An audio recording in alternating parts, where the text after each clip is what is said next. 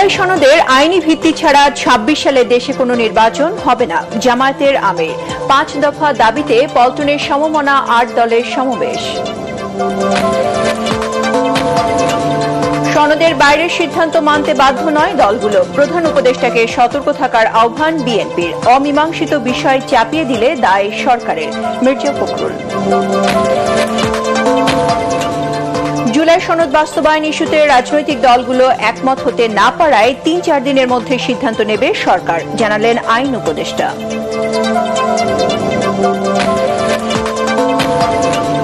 ১৩ November Awami লীগের কর্মসূচি নিয়ে শঙ্কা নেই স্বরাষ্ট্র উপদেষ্টা। আদালত সহ গুরুত্বপূর্ণ স্থাপনা নিরাপত্তা জোরদার, ডিএমপি কমিশনার।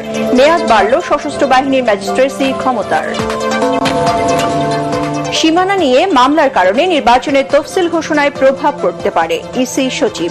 রাজনৈতিক দলের সাথে আবারও সংলাপে বসতে চায় নির্বাচন কমিশন। সংস্কারের পক্ষে যারা তাদের সাথে জোট করতে পারে এনসিপি, হাসনাত আব্দুল্লাহ।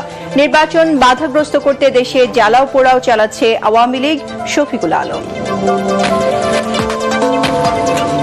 এবং গণতন্ত্রের জন্য তত্ত্বাবধায়ক সরকার ব্যবস্থায় সবচেয়ে ভালো পদ্ধতি, অ্যাটর্নি জেনারেল। আপিল শুনানি শেষ, ২০ নভেম্বর রায়।